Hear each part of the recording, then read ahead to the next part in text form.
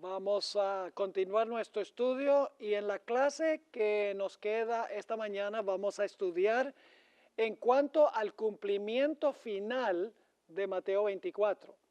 No vamos a alcanzar a terminar todo el material sobre el cumplimiento final, pero en esta sesión vamos a comenzar y luego en la última sesión de hoy vamos a concluir el material sobre el cumplimiento final. Vamos a seguir la misma secuencia de eventos de Mateo 24. Y nuestro sílabo, en la página 34 está el material que queremos empezar a estudiar. Falsos cristos y falsos profetas. Ya vimos que esa fue una de las señales que se realizaron antes de la destrucción de Jerusalén. Note lo que dice la sierva del Señor en Deseado de todas las gentes, página 585. Se levantaron falsos profetas que engañaron a la gente y llevaron a muchos al desierto. Magos y hechiceros que pretendían tener un poder milagroso arrastraron a la gente en pos de sí a las soledades montañosas. Y ahora noten lo que ella dice. Pero esta profecía fue dada, ¿para cuándo? También para los últimos días. ¿Se van a levantar falsos profetas en los últimos días? ¿Se han levantado falsos profetas? Aquí les menciono solamente algunos. David Koresh. ¿Se recuerdan de David Koresh en Waco, Texas? Tenemos a Jim Jones en Guyana, que decía que era la encarnación de Cristo. José Luis de Jesús Miranda, no sé si ustedes han oído hablar de ese individuo, un puertorriqueño con sede en Miami, creo que murió si no me equivoco. Su púlpito tenía escrito SSS, que equivale a 666, y animó a sus seguidores que se colocaran un tatuaje con el número 666. Pretendía ser el Cristo. Y lógicamente todos los papas de Roma profesan ser representantes de Cristo en la tierra. Así que esta señal se está cumpliendo y vamos a encontrar que más y más se va a intensificar en su cumplimiento. Ahora, ¿qué tal guerras, pestilencia, terremotos y hambres? Nuevamente leo del Espíritu de Profecía, Eventos de los Últimos Días, página 24. En las escenas finales de la historia de esta tierra, la guerra prevalecerá. ¿Habrá qué más? Epidemias. ¿Qué son epidemias? Enfermedades, ¿verdad? Pestilencia. Habrá epidemias, mortandad y ¿qué más? Hambre. ¿Eso está en Mateo 24? ¿Cómo no? Las aguas del abismo rebosarán sus límites. Incendios e inundaciones destruirán la propiedad y la vida. Debiéramos estar alistándonos para las mansiones que Cristo ha ido a preparar para los que le aman. Así que noten que ella dice que va a haber guerra, va a haber epidemias, mortandad, hambre, incendios, inundaciones. Muy parecido a las señales que vimos en Mateo 24. En Eventos de los Últimos Días, página 27, dice ella también, aumentarán las hambrunas, las pestilencias barrerán a miles. A nuestro alrededor hay peligros procedentes de las potencias externas y de las operaciones satánicas de adentro. Pero ahora se está ejerciendo el poder restrictivo de Dios. Es decir, que ahora Dios está reteniendo a través de los 4 ángeles los vientos. Y cuando se suelten los vientos, ella dice que la imaginación más fecunda no puede alcanzar a discernir lo que va a pasar. Va a suceder lo mismo que pasó en Jerusalén. Es inconcebible para la mente humana pensar que esa condición podría alcanzar a todo el mundo. Y luego entonces tenemos esta cita de la hermana White, Conflicto de los Siglos 575 y 576. Dice la sierva del Señor, el objeto de Satanás consiste en hostigar a las naciones a hacerse, ¿qué cosa? Mutuamente la guerra. Ahí está una de las señales de Mateo 24.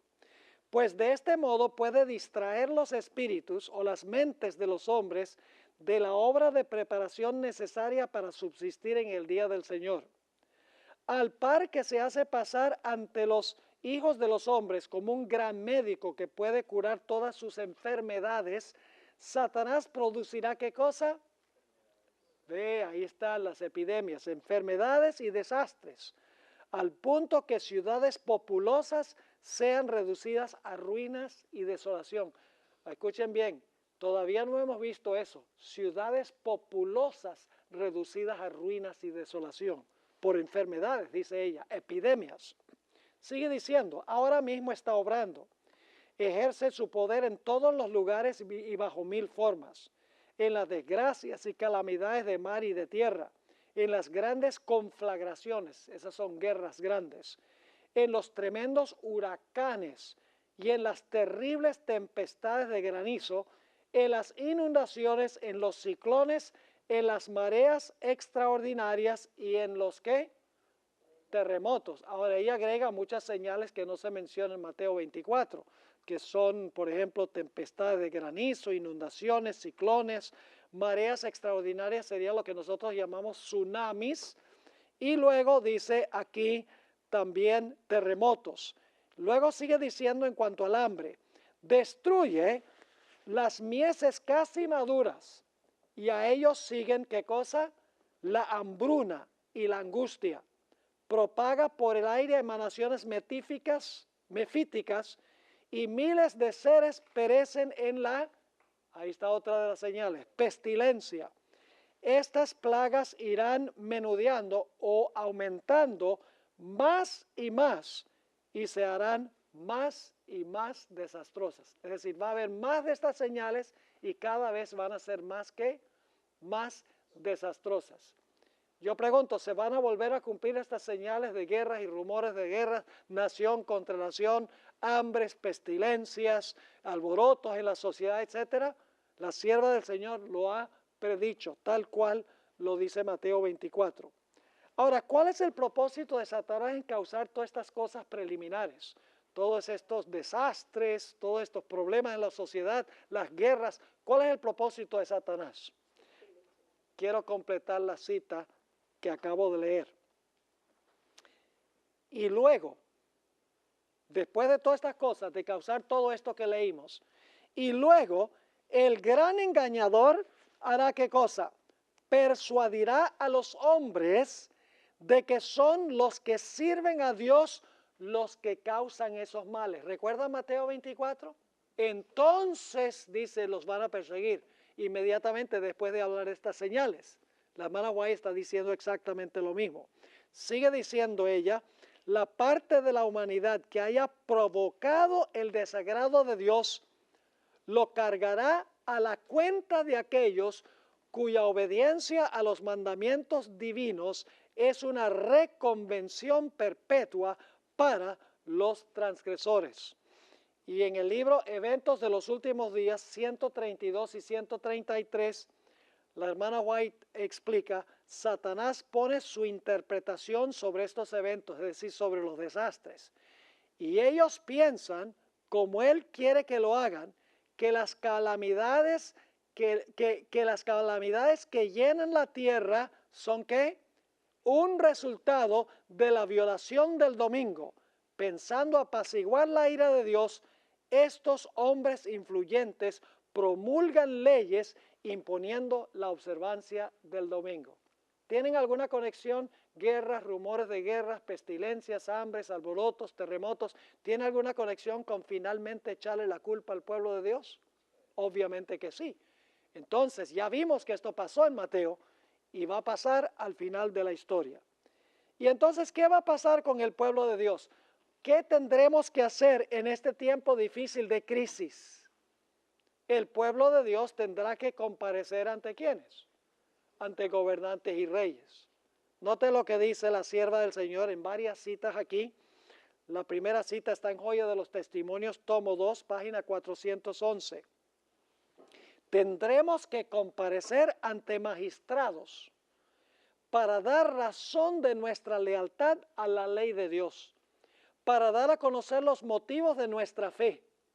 Y los jóvenes debieran entender estas cosas.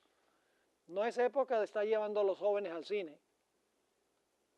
No es época de darle a los jóvenes mucha música y que gocen y que la pasen sabroso. No, no, esa no es la época. La sierva de Dios dice aquí que los jóvenes deben entender que tendremos que comparecer ante magistrados. Tenemos que conocer nuestra fe para poderla compartir. Sigue diciendo, hablando de los jóvenes, debieran estar al tanto de las cosas que acontecerán antes del fin de la historia del mundo. Estas cosas tienen que ver con nuestro bienestar eterno y los maestros y alumnos deben prestarles más atención. ¿Se deberían estar predicando estas cosas?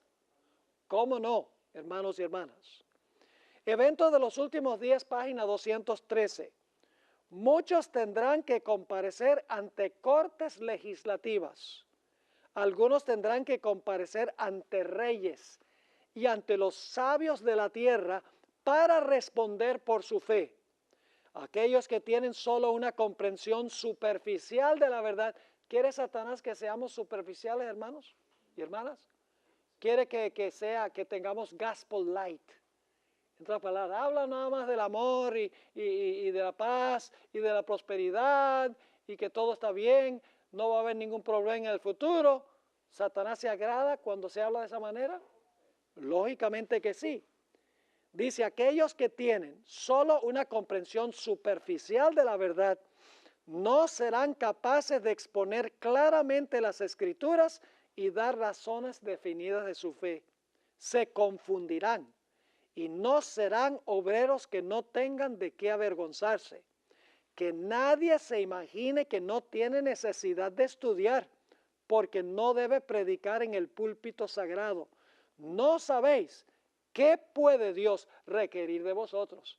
Por eso tenemos esta clase ancla, porque queremos profundizar en la palabra de Dios. Queremos que luego ustedes salgan de acá y usen esto para instruir a otras personas en cuanto a lo que ha pasado y lo que va a pasar, porque algún día tendremos que dar razón de nuestra fe ante la gente poderosa del planeta. Una última cita en esta sección en la Review and Herald del 18 de diciembre de 1888, dice la sierva del Señor, ahora no nos parece posible que alguno de nosotros tendrá que comparecer solo ante las autoridades. Pero si alguna vez Dios ha hablado por mi intermedio, llegará el tiempo cuando seremos llevados ante concilios y ante miles de personas por causa de su nombre. ¿Recuerdan que Jesús dijo que la persecución sería por causa de su nombre? Usa la misma expresión. Y cada uno tendrá que dar razón de su fe. Luego vendrá la crítica más severa sobre cada posición que se ha tomado en favor de la verdad. Necesitamos entonces hacer ¿qué cosa? Estudiar la palabra de Dios para que podamos conocer por qué creemos las doctrinas que defendemos. ¿Es necesario un estudio doctrinal? ¿Qué va a pasar cuando comparezcamos ante gobernantes y reyes y nos digan, bueno, ¿y por qué creen ustedes que los muertos no saben nada y nos sacan el rico y Lázaro ausentes del cuerpo y presentes con el Señor? No tengas temor de que puede matar el cuerpo, pero no puede matar el alma, y nos traen todos estos textos bíblicos. ¿Tendremos que ofrecer nosotros una explicación de esos textos? ¿Cómo no que sí? Tenemos que estudiar estas cosas, hermanos y hermanas. Ahora, ¿quién nos ayudará cuando tengamos que testificar ante gobernantes y reyes? En Mateo decía, y en Lucas y en Marcos, ¿nos va a ayudar quién? El Espíritu Santo. El pueblo de Dios va a recibir la lluvia tardía. Noten lo que dice, Eventos de los últimos días, página 209. Aquellos que reciben a Cristo como su Salvador personal, resistirán las pruebas de estos últimos días. El Señor Jesús dará a los discípulos una lengua y una sabiduría que sus adversarios no podrán contradecir ni resistir. Nosotros encontramos esa misma expresión cuando estudiamos el cumplimiento histórico, absolutamente. Sigue diciendo, aquellos que por razonamiento no podrían vencer los engaños satánicos, darán un testimonio positivo que confundirá a los hombres supuestamente doctos. De los labios de los iletrados saldrán palabras con tal poder convincente y sabiduría que se producirán conversiones a la verdad. Miles se convertirán bajo su testimonio. ¡Wow! No hay que tener un PhD en teología. No tenemos que gastar $200,000 para sacar una licenciatura y una maestría y un doctorado. No estoy en contra de eso. Yo tengo 2 maestrías. Está bien. Pero lo que estoy diciendo es que Dios va a usar instrumentos humildes que se han metido a estudiar la palabra de Dios por sí mismos. Y dice ella que van a confundir inclusive a los doctos, es decir, a los supereducados, porque el pueblo de Dios tendrá el poder del Espíritu Santo. Pero escuchen bien, el Espíritu Santo no va a traer a nuestra memoria nada que no hayamos metido a la memoria.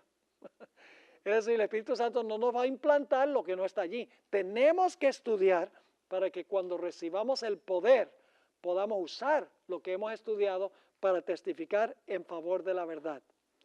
Ahora yo pregunto, ¿qué va a pasar con muchas personas cuando llegue el momento en que el pueblo de Dios sea perseguido por su fe y tenga que testificar ante gobernantes y reyes? ¿Qué va a pasar con muchos? Van a escandalizarse, van a abandonar la fe. ¿Recuerdan eso en Mateo 24? Vamos a anotar esta cita del Conflicto de los Siglos, página 594. Conforme vaya acercándose la tempestad, muchos de los que profesaron creer en el mensaje del tercer ángel, pero que no fueron santificados por la obediencia a la verdad. ¿Cómo somos santificados? Por la obediencia a la verdad. ¿Qué van a pasar? ¿Qué va a pasar con esa gente? Abandonarán su fe e irán a engrosar las filas de la oposición. ¿Pasó eso antes de la destrucción de Jerusalén? Ya lo estudiamos, ¿verdad? Sigue diciendo ella, uniéndose con el mundo y participando de su espíritu, llegarán a ver las cosas casi bajo el mismo aspecto. Así que cuando llegue la hora de prueba, estarán preparados para situarse del lado que más fácil y de mayor popularidad. Así que no se preocupen si no son populares con el mundo. Hoy en día, uno de los problemas que tenemos en la iglesia es que queremos ser populares con todo el mundo. No queremos decir nada que pueda ofender a los protestantes, ni que pueda ofender a los católicos, ni que pueda ofender a alguien. Queremos ser políticamente correctos, queremos ser politically correct. Pero la hermana White dice que no puede ser así. Sigue diciendo, hombres de talento y de elocuencia, que se gozaron un día en la verdad, emplearán sus facultades para seducir y descarriar a las almas. Se convertirán en los enemigos más encarnizados de sus hermanos de antaño. Cuando los observadores del sábado sean llevados ante los tribunales para responder de su fe, estos apóstatas serán los agentes más activos de Satanás. ¿Para qué? Para calumniarlos y acusarlos, y para incitar a los magistrados contra ellos por medio de falsos informes e insinuaciones. ¿Están captando el cuadro? ¿Va a pasar lo mismo al final de la historia que pasó antes de la destrucción de Jerusalén? Exactamente igual. Yo pregunto, ¿será que en el tiempo del fin los fieles de Dios van a ser desamparados por amigos y familiares que se les van a volcar en contra? Fíjense estas citas del Espíritu de Profecía. La hermana White sabía todo esto. En Eventos de los Últimos Días, página 155, ella declara, los amigos demostrarán su perfidia y nos traicionarán.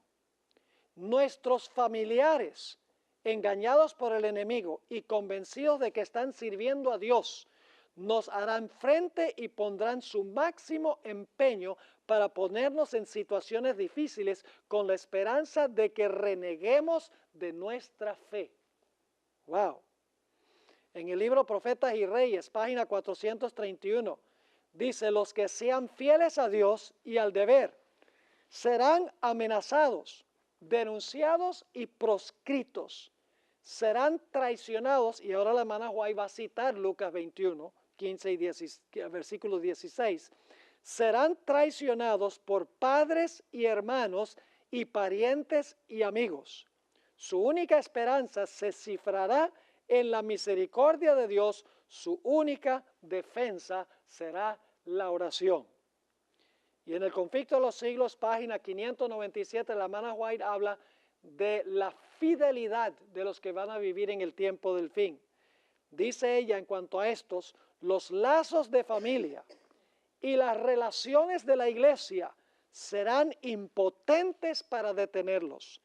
La verdad les será más preciosa que cualquier otra cosa. A pesar de los poderes coligados contra la verdad, un sinnúmero de personas se alistará en las filas del Señor. Ahora, yo pregunto, ¿al final de la historia se va a resfriar el amor de muchos por causa de la transgresión de la ley? Vamos a notar lo que dice el Espíritu Profecía. Evento de los últimos días, página 177. Habrá un zarandeo del cedazo. A su tiempo, la paja debe ser separada del trigo.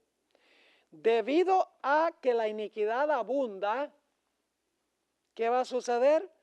El amor de muchos se ha enfriado. Está citando Mateo 24.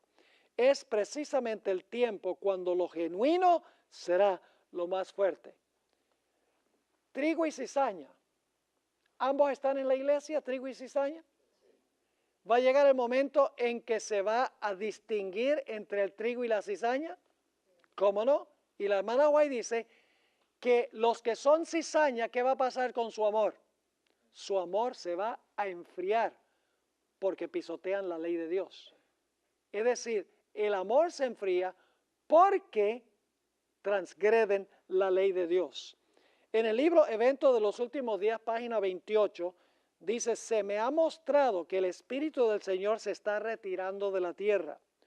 Pronto se les negará el poder protector de Dios a todos los que continúan despreciando sus mandamientos.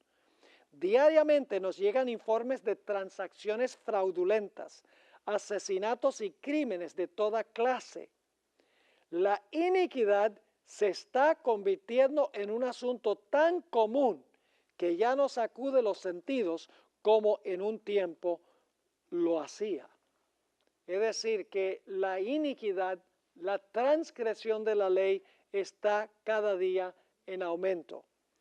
En el libro Exaltada Jesús, es un libro devocional, una matutina, página 304, fíjese que la hermana White nuevamente usa la misma frase, que por causa de la iniquidad o la transgresión de la ley, el amor de muchos se enfriará.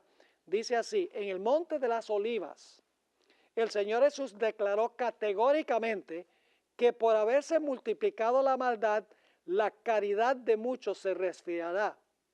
Ahora fíjense a qué se refería Jesús. Habla de una clase de personas que ha caído de un alto estado de espiritualidad. ¿Una vez fueron fieles hijos de Dios, sí o no, estas personas? Sí, porque dice que han caído de un alto estado de espiritualidad. Penetren en los corazones estas declaraciones con poder solemne y escrutador. ¿Dónde están el fervor y la devoción a Dios que corresponden a la grandeza de la verdad que aseveramos creer? El amor al mundo y a algún pecado favorito, ¿y qué es pecado? Transgresión de la ley, el amor al mundo y a algún pecado favorito desarraigó del corazón el amor a la oración y la meditación en las cosas sagradas. Se sigue cumpliendo una serie de ¿qué?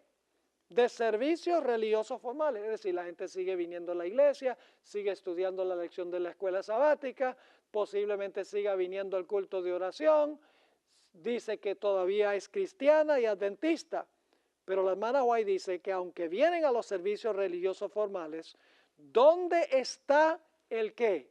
El amor de Jesús, la espiritualidad está muriendo. Y dice, es por el amor al mundo y por acariciar el pecado. En otra cita, Joya de los Testimonios, tomo 2, página 31, La sierva de Dios otra vez cita este texto que dice que el amor de muchos se enfriará.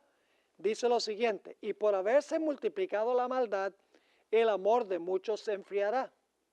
La misma atmósfera está contaminada de pecado. Pronto los hijos de Dios serán probados mediante intensas pruebas. Y la mayor porción de aquellos que ahora parecen ser sinceros y fieles resultarán ser vil metal. ¿Cuántos son los que nos van a abandonar? La vasta mayoría, dice ella. Ahora, si nos van a abandonar es porque estaban con nosotros, ¿sí o no? Sigue diciendo: en vez de ser fortalecidos y confirmados por la oposición, las amenazas y los ultrajes se pondrán cobardemente del lado de los opositores. ¿Qué es lo que no quiere resistir esta gente? Dice, ellos no quieren sentir oposición, amenazas y ultrajes. Y por lo tanto, ¿qué prefieren hacer? Dice que toman cobardemente el lado de sus opositores. El permanecer en pie en defensa de la verdad y la justicia. Cuando la mayoría nos abandone, ¿cuántos nos van a abandonar? La mayoría, dice ella. El pelear las batallas del Señor cuando los campeones sean pocos. Esta será nuestra prueba. En este tiempo debemos obtener calor de la frialdad de los demás, valor de su cobardía y lealtad de su traición. Qué tremenda cita. Así que se va a resfriar el amor de muchas personas, ¿sí o no? Por causa de amar al mundo y por causa de la transgresión de la ley.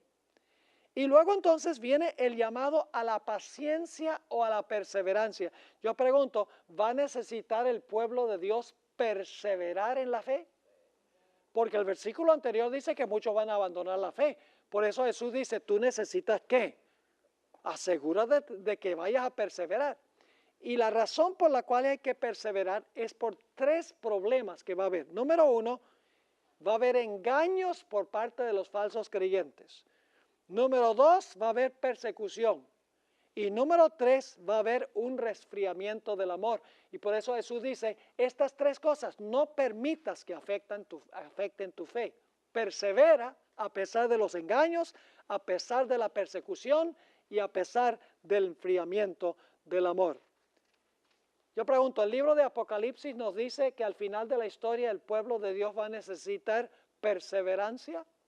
¿Cómo no? Apocalipsis el capítulo 14 y el versículo 12, tristemente la palabra griega no se traduce correctamente, la palabra griega hupomoné, que significa perseverar. Es el mismo texto que en Mateo dice, el que perseverare hasta el fin, este será salvo. Dice en Apocalipsis 14, 12, aquí está la perseverancia de los santos, los que guardan los mandamientos de Dios y ¿qué? Y la fe de Jesús. ¿Y saben dónde aparece esa declaración? Si ustedes leen Apocalipsis 14, 9 al 11, los versículos que vienen inmediatamente antes de esto, habla sobre la prueba de la bestia, su imagen y su marca. Después de hablar de la bestia, su imagen y su marca, inmediatamente después dice, pero Dios va a tener un pueblo que tiene la perseverancia de los santos, que guarda los mandamientos de Dios y tiene la fe de Jesús. Es decir, Dios va a tener un pueblo que va a perseverar en medio de la tribulación final. Esta paciencia se ilustra en una parábola que contó Jesús, la parábola de la viuda persistente. Si ustedes leen Biblias, van a encontrar que el subtítulo dice que esta parábola se llama la parábola del juez injusto. Pero me parece que ese no es un buen título para esta parábola, porque la parábola no es en cuanto al juez, es en cuanto a una viuda persistente. Yo le digo la parábola de la viuda persistente. Esta parábola se aplica especialmente a los últimos días. Y usted dice, ¿cómo sabemos eso? Porque inmediatamente antes de la parábola, Jesús venía hablando de los días de Noé y los días de Lot, así será la venida del Hijo del Hombre. Es decir, inmediatamente antes de la parábola, Jesús está hablando de la segunda venida. Y la parábola termina con una pregunta, cuando venga el Hijo del Hombre, ¿hallará fe en la tierra? Es decir, la parábola se encuentra entre dos referencias a la segunda venida. Se aplica a los que van a estar viviendo en el tiempo del fin y la paciencia que van a necesitar. Vamos a leer esta parábola y la interpretamos rápidamente. También le refirió Jesús una parábola sobre la necesidad de orar siempre y no qué, y no desmayar. Podríamos decir la necesidad de perseverar en la oración. No desmayar significa perseverar. Ahora, noten el versículo 2, diciendo, había en una ciudad un juez. El juez representa a Dios. Y usted dice, no puede ser, pastor, porque dice que el juez ni temía a Dios ni respetaba a hombre. Pero por ahora quiero que recuerden que el juez representa a Dios, a pesar de que dice aquí que no temía a Dios ni respetaba a hombre. Y le voy a explicar en un momento en qué sentido es esto. Versículo 3. Había también en aquella ciudad una viuda. ¿Qué representa una mujer simbólicamente en la Biblia? Una mujer simbólicamente representa la iglesia, ¿verdad? Esta es una mujer. Si es una mujer ramera, ¿qué clase de iglesia representa? Una iglesia que se ha prostituido, una iglesia caída. Aquí es una mujer que viuda. Es decir, una mujer que, vamos a leer la historia, ha perdido todo apoyo humano, ha perdido todo lo que tiene. Yo pregunto, ¿va a llegar un momento en la historia cuando la iglesia, cuando los fieles de Dios van a perder todo lo que tienen? Sí, esto está hablando de la condición del pueblo de Dios al final de la historia, cuando han perdido todo apoyo humano, han perdido casas, han perdido familia, han perdido dinero, han perdido carros, han perdido su ropa, han perdido su libertad. Lo único que no han perdido es la vida. Eso representa esta viuda. Así que la viuda representa el pueblo de Dios en el tiempo del fin que ha perdido todo. El juez representa a Dios. Ahora sigue diciendo que esta viuda venía al juez, es persistente, es decir, es perseverante, no desmaya. Y dice que la viuda le declara al juez, hazme justicia de mi adversario. Oh, la viuda tiene un adversario que fue el que le quitó todo.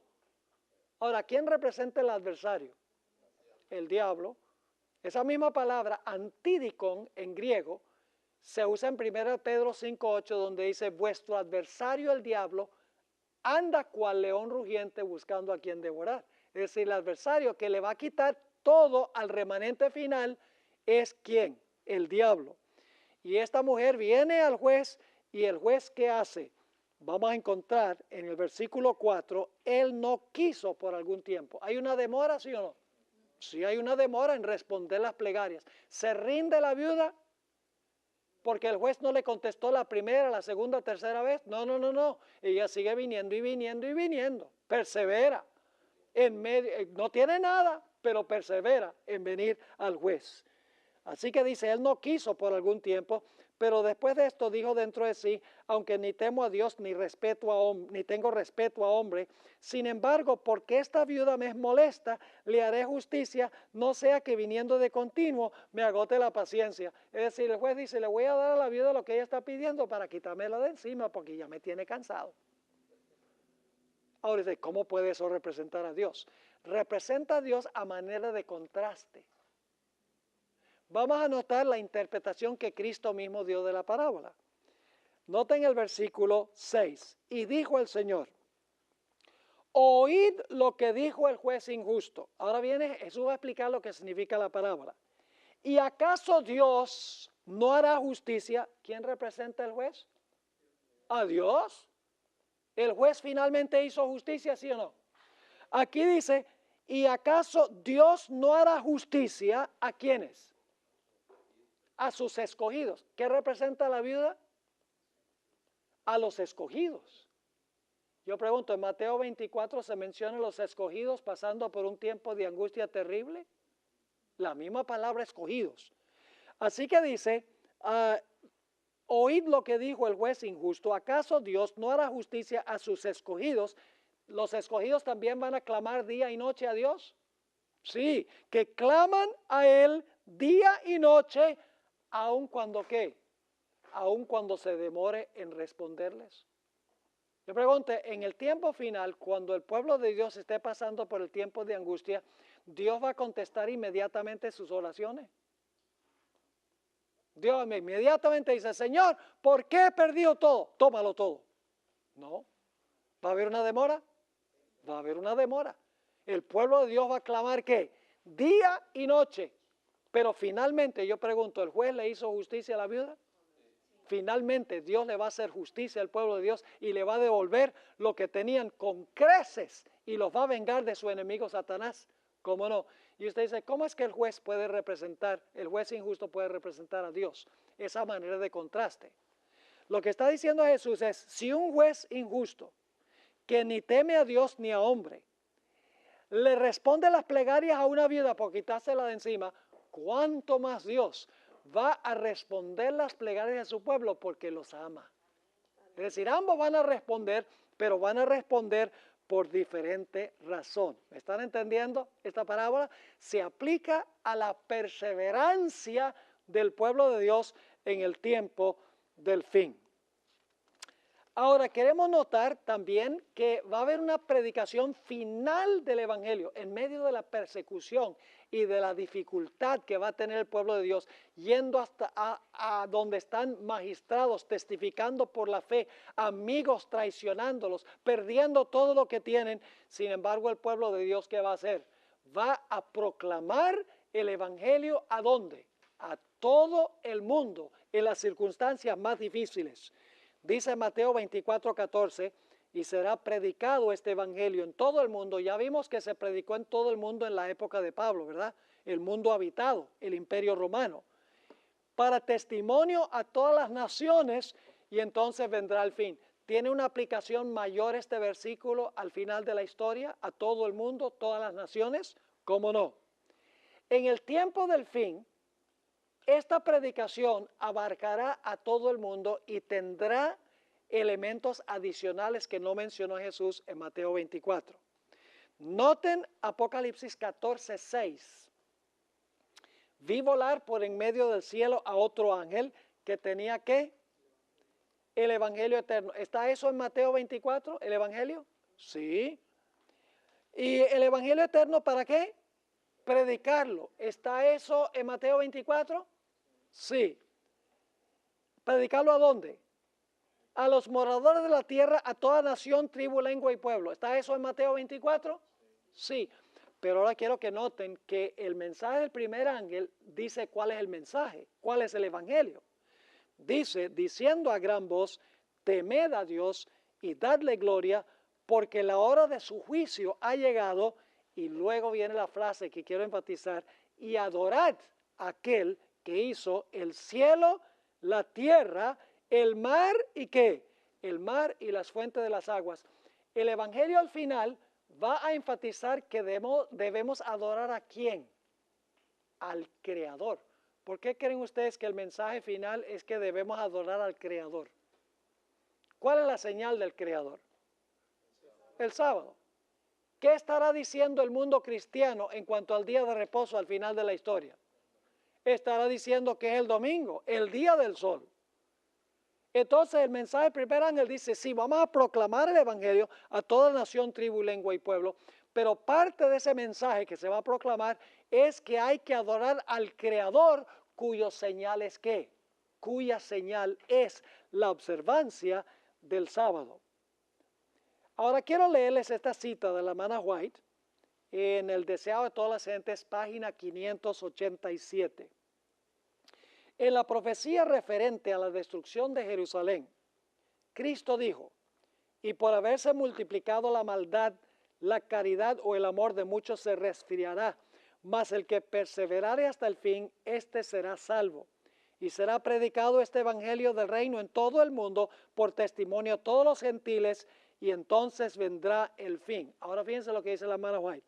Esta profecía volverá ¿a qué? Ahí está clarito, volverá a cumplirse. La abundante iniquidad de aquel día haya su contraparte. El versículo anterior dice que se va a aumentar la maldad porque transgreden la ley. ¿Están conmigo o no están conmigo? Ella dice, la abundante iniquidad de aquel día haya su contraparte, su lado opuesto en esta generación. Lo mismo ocurre con la predicación referente a la predicción referente a la predicación del Evangelio. Antes de la caída de Jerusalén, Pablo, escribiendo bajo la inspiración del Espíritu Santo, declaró que el Evangelio había sido predicado a toda criatura que está debajo del cielo. Así también, ahora, antes de la venida del Hijo del Hombre, el Evangelio eterno ha de ser predicado a toda nación, tribu, lengua y pueblo. ¿Está claro? La hermana White está aplicando todo lo que sucedió en relación con Jerusalén antes de su destrucción con lo que va a pasar finalmente con el pueblo de Dios. Pero ahora necesitamos hablar un poco sobre la abominación asoladora. ¿Será que eso se va a repetir también de nuevo? ¿Ustedes creen? Si todo lo demás se va a cumplir de nuevo, como hemos visto, entonces debe haber un cumplimiento final de la abominación asoladora, ¿sí o no? ¿Recuerdan ustedes en Ezequiel el capítulo 8 cuál era la más grande abominación de todas las abominaciones que se estaban cometiendo entre los que profesaban ser hijos de Dios? La adoración al Dios Sol. ¿Y quiénes específicamente estaban practicando la adoración al Sol? Los líderes espirituales en el propio santuario del Señor. ¿Será que al final de la historia la abominación tiene algo que ver con el sol, con la adoración del sol? Debemos mirarlo más cuidadosamente. Repasemos las características, y yo prometí darles un material, se los doy al final de la clase, para que no nos distraigamos ahora viéndolo. Al final de la clase les voy a dar algunas explicaciones. Repasemos lo que tenía el estandarte romano. En primer lugar, el estandarte romano tenía una guirnalda de oro circular que representaba el orbe del sol. Ese símbolo en el estandarte romano representaba al dios Sol Mitra, que había sido adoptado por Pompeyo en el año 63 cuando fue a Pérgamo, al área de Asia Menor. Dijo, este sería un buen dios para adoptar para los romanos, y lo colocó y se colocó en el estandarte de los soldados romanos. Ustedes van a ver que el águila que se encuentra, porque no solamente está en la guirnalda de oro, sino que está un águila con las alas extendidas y su cabeza está virada hacia la derecha. Es un detalle interesante. Y el águila tenía flechas en sus garras. Ese es el estandarte de las legiones de los romanos. Ahora yo pregunto, ¿será que hay una nación contemporánea al final de la historia que también va a tener como símbolo el águila y tendrá algo que ver con el sol también? Vamos a hablar por unos minutos, los minutos que nos quedan, del gran sello de los Estados Unidos. ¿Saben ustedes lo que es el gran sello de los Estados Unidos? Está en el billete de $1. Van a encontrar dos círculos. Esos dos círculos son los dos lados del gran sello solar, digo yo, de los Estados Unidos. Ahora vamos a notar algunos detalles en cuanto a este sello que se encuentra en el billete de $1. Usted dice, bueno, eso está en un billete de $1, ¿qué tiene eso que ver? Vamos a ver algunos detalles. En primer lugar, los Estados Unidos sabemos que adoptaron esta insignia oficial directamente de los romanos. Sabemos que los fundadores de los Estados Unidos dijeron, vamos a tomar esta insignia directamente de las legiones romanas. Quiero que noten algunas cosas interesantes en cuanto a este gran sello. El gran sello es el emblema oficial de los Estados Unidos. Todas las proclamaciones y los documentos judiciales, legislativos y ejecutivos contienen este sello que autentica y certifica todos los actos oficiales del gobierno federal. Eso es muy importante. En otras palabras, cualquier declaración judicial, legislativa, ejecutiva tiene que tener este sello oficial de los Estados Unidos. Yo pregunto entonces, ¿será que la ley dominical va a tener el sello oficial? Obviamente que sí. El sello debe aparecer también en todas las leyes y los estatutos de la nación. Y ustedes tienen la referencia ahí de un libro donde dice explícitamente la historia de la bandera de los Estados Unidos y de sus insignias. Ahora, hablemos un poco de la adopción que se hizo de este sello. Los que firmaron la Declaración de Independencia de los Estados Unidos en 1776, inmediatamente acordaron que necesitaban una insignia oficial que representara la soberanía de los Estados Unidos, la recién establecida nación. Y por eso fue que el 4 de julio de 1776, el mismo día que se firmó la Declaración de Independencia, se nombró lo que se conoce como el Comité del Gran Sello de los Estados Unidos para crear un sello que representara esta nación.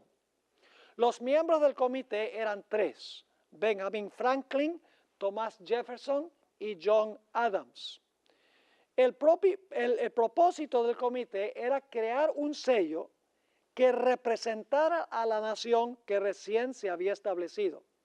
Benjamin Franklin sugirió que se debía adoptar un pavo, y la razón es que cuando los peregrinos llegaron, ustedes saben, Thanksgiving se come pavo. Gracias a Dios que los otros dos no aceptaron la propuesta de Benjamin Franklin, porque un pavo como emblema nacional de los Estados Unidos para mí es un poco cuestionable. Ahora, después de una larga discusión, se postergó la adopción de un sello. No se adoptó inmediatamente. Después de varias reuniones, específicamente 3 reuniones, el 28 de junio de 1782 se adoptó el sello que en el presente se halla en el billete de $1. Lo que quiero enfatizar es que este sello no es algo reciente, que se adoptó en 1930 o 1950. El sello va a los mismos orígenes de los Estados Unidos de América. Es la insignia oficial desde el comienzo de la historia de este país. Ahora, hablemos un poco del lado anverso del sello. Esa es la parte de adelante del sello. El sello contiene varios elementos en común con el estandarte romano. En primer lugar, ustedes pueden ver, si tienen un billete de $1, y ustedes van a tener la ilustración porque yo se las voy a dar después de la clase, van a encontrar que se encuentra un águila con las alas extendidas en la parte de enfrente del sello, con la cabeza virada a que no adivinan hacia dónde, hacia la derecha, y en sus garras 13 flechas. Ahora, es muy significativo que tiene flechas en las garras, porque en esa época ya se usaban espadas y mosquetes, no se usaban arco y flecha. Quiere decir que tiene una conexión con el Imperio Romano. Ahora, por encima de la cabeza del águila se encuentra un sol que irrumpe a través de las nubes. Es decir, hay un águila con las alas extendidas y encima de la cabeza del águila hay un sol a donde está irrumpiendo a través de las nubes. Inmediatamente notamos la similitud con el estandarte romano, que tenía una águila con las alas extendidas y una guirnalda dorada circular que representaba el sol. Algunos podrían pensar que la relación entre el estandarte romano y el gran sello de los Estados Unidos es casual e inverosímil, porque los dos imperios distan mucho, casi, digamos, 1700 años entre una nación y otra nación. ¿Qué posible conexión podría haber entre la antigua Roma y la insignia de los Estados Unidos? Hay 3 razones por las cuales sabemos que hay una conexión entre el estandarte y las insignias romanas y las insignias oficiales de los Estados Unidos. En primer lugar, ya vimos que Mateo 24 tiene ¿qué? Una doble aplicación. Entonces yo pregunto, ¿la abominación asoladora debe tener una doble aplicación? ¿El estandarte romano con el sol y el águila debe tener una doble aplicación? Si Mateo 24 se aplica en 2 contextos, lógicamente que sí. En segundo lugar, los fundadores de los Estados Unidos, ellos mismos adoptaron este emblema de Roma. Noten esta cita del libro de Whitney Smith, Flags Through the Ages and Across the World, página 314. El espíritu neoclásico de los Estados Unidos a fines del siglo XVIII buscó en la antigua República Romana muchos de sus símbolos. ¿A dónde buscó los Estados Unidos a sus símbolos? Dice aquí, buscó en la antigua República Romana muchos de sus símbolos, incluyendo el nombre de la Cámara Alta del Congreso. ¿Cómo se llama la Cámara Alta del Congreso? ¿Y eso de dónde viene? Senado. De Roma. En Roma se introdujo el águila como un símbolo republicano, no del Partido Republicano, sino del estilo de gobierno que es república. En Roma se introdujo el águila como un símbolo republicano, por lo tanto, los americanos escogieron el águila nativa como emblema nacional en 1782. Los fundadores dicen, nosotros adquirimos este simbolismo ¿de dónde? De Roma. Y Mateo 24 tiene una doble aplicación. Elena G. de White, vamos a encontrar más adelante, también hace la conexión. Elena G. de White dice, como los estandartes romanos rodearon la ciudad de Jerusalén y los romanos le rindieron culto a esta águila que tenía un sol, dice que cuando se proclame en los Estados Unidos la ley dominical, el pueblo de Dios verá esa señal, huirá, porque está próxima a cerrarse la puerta de la gracia. La hermana White conectó los emblemas nacionales de los Estados Unidos con el sitio de la ciudad de Jerusalén en el antaño. Ahora, la relación entre los dos emblemas también se puede observar en las inscripciones que contiene el sello. Aquí tenemos otra evidencia de que este sello viene de Roma. Ustedes dicen, ¿por qué? Por encima de la cabeza del águila se hallan las palabras e pluribus unum, que significa de los muchos uno. ¿En qué idioma es e pluribus unum? En latín, porque sería en latín. ¿De dónde viene el idioma latín? Para ese tiempo era un idioma muerto. Viene de el Imperio Romano. Y luego encontramos estas palabras que están en latín. La historia demuestra también que los Estados Unidos adquirió muchos de sus conceptos del sistema legislativo y judicial de la antigua Roma.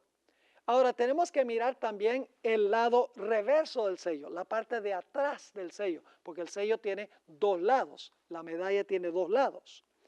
En el lado reverso aparece el ojo de la providencia, un ojo bien grande. Otra vez rodeado ¿por qué?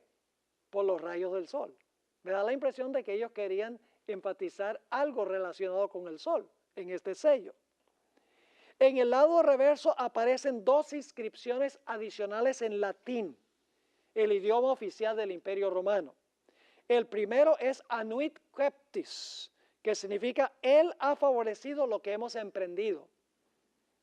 La segunda inscripción es Novus Ordo Seclorum, que se podría traducir un nuevo orden mundial. ¿Y ustedes creen que esa idea de un nuevo orden mundial es algo reciente? Está en el sello de los Estados Unidos. Así que desde los mismos principios de la nación existía la idea de establecer un nuevo orden mundial dirigido y ejemplificado por los Estados Unidos. Ustedes verán también en el lado reverso que aparece una pirámide inconclusa que tiene 13 niveles. Esto indica que la empresa que habían emprendido los fundadores no estaba, ¿qué? Completa todavía. El ojo de la providencia que se halla por encima de la pirámide inconclusa indica que la nueva empresa no se había concluido o terminado, pero estaba bajo la supervisión del ojo de la providencia. Ahora, ¿qué representa el ojo de la providencia? No cabe duda que este es un símbolo masónico. Recientemente estuve en Milán en una serie de conferencias de mucho éxito, dicho sea de paso, fue espectacular. Y visité la catedral de Milán, que la hermana White menciona en sus escritos, porque ella hizo un tour de Europa y visitó esa catedral. Estoy preparando un documental sobre eso que vamos a sacar, sobre lo que dice la hermana White de la catedral, y tiene mucho que decir en cuanto a la relación de católicos y protestantes en ese contexto. Pero fue interesante ver que en varios de los confesionarios se encuentra el mismo emblema, el ojo de la providencia en un triángulo con los rayos del sol saliendo. Es un símbolo masónico y el ojo de la providencia, algunos dicen, bueno, representa que Dios está supervisando esta empresa de los fundadores, pero en realidad entre los masones, este ojo de la providencia representa a Lucifer, no representa a Dios. Ahora, en el año 1776, el año 1776 aparece en la base de la pirámide, a que no adivinan en qué clase de números. Números romanos, interesante. Es notable que el número 13 predomina en el gran sello. La pirámide tiene 13 niveles. El águila tiene 13 flechas. Por encima de la cabeza del águila hay 13 estrellas. Es bien conocido que el número 13 está relacionado con el ocultismo.